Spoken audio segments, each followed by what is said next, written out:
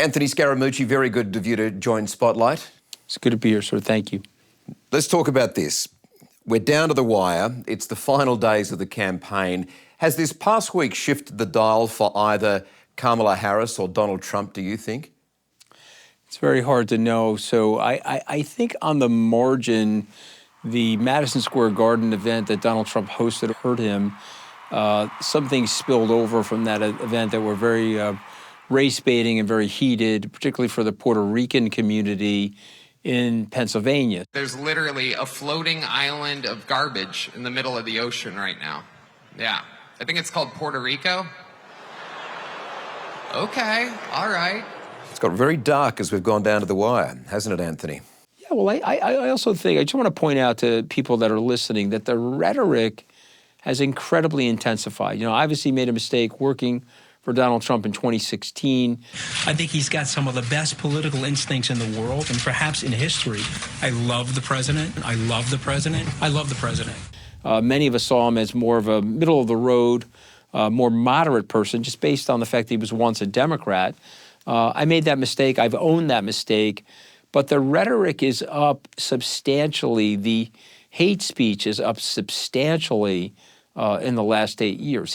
He's running on 4 pillars.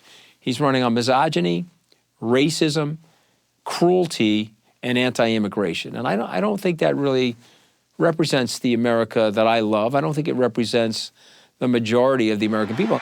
On day one, I will launch the largest deportation program in American history to get the criminals out. I will rescue every city and town that has been invaded and conquered, and we will put these vicious and bloodthirsty criminals in jail. We're going to kick them the hell out of our country as fast as possible. Late in this campaign, we've heard the accusations of some people who believe that Donald Trump is a fascist and that he was an admirer of Hitler. Do you think Donald Trump is a fascist? Yes, I do. Yes, I do. Do you believe he's a fascist? I do believe he's a fascist. If you're saying that people are vermin, if you're dehumanizing non-white immigrants to the United States and you're talking about them the way the National Socialists talked about the Jews in the 1930s, you sort of go into a box of people that could be labeled fascist. Anthony, that then, your words then lead to this question of what happens if Trump loses? We saw the Capitol riots the last time. We saw his rejection of the democratic process and accepting the vote. What happens if he loses? Are you worried about that?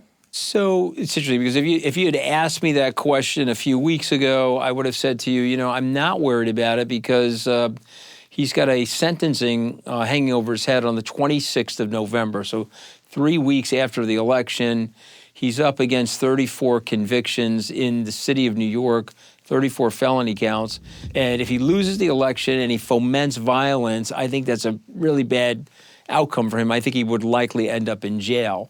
Now, though, the rhetoric has gone up 3 or 4 octaves since I thought that a couple of weeks ago. So I'm worried that there could be a setup for violence. I hope not.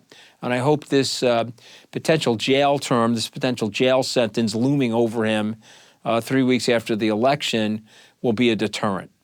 What about the state of the economy, Anthony? Because like it is here, there, I mean, people really, when push comes to shove, will vote on how it affects their hip pocket. Great question. So let me just answer from Trump's perspective because he addressed this at Madison Square Garden. He says that his aides are telling him it's the economy, but he believes it's immigration. And he's spending his time talking about the us versus them narrative, which also, again, goes into those super hard right categories. Has it surprised you that it's remained that close in the polls, if we're to believe those polls? Yes, it has. It does surprise me. If Donald Trump loses this election, it'll be because the demography changed. You know, there's less white people in the voting population.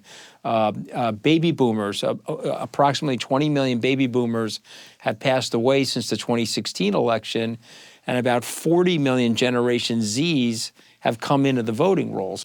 I guess selfishly, and Anthony, you've spent a bit of time in Australia, so you understand the state of politics and opinion here. Who's the better president for Australia, do you think? We've got a vested interest in this, given, you know, it's a significant ally. Well, I am a traditionalist. I'm a lifelong Republican. But what you have in the Republican Party now is a hostile takeover. This is a third-party reactionary party that hostily took over the Republican Party. It's really just a Trumpist party, and it's about Donald Trump. And so I would say to my friends in Australia that the United States is at its best when it has very strong relationships with its allies, and it's working in coordination with its allies and the Western liberal democracies to foment peace and prosperity around the world. And so, Donald Trump doesn't believe in that. Have you ever seen an election like this, Anthony? I've never seen an election like this. And of course, if I'm wrong about what I said, I may have to live in Australia. Okay, you may have to help me find a good estate agent down there. Let's hope it doesn't come to that. Hopefully you get the result that you want and it settles down for a bit. We take some of the rhetoric out of it all. Amen. Amen to that. Nice to be with you, Michael.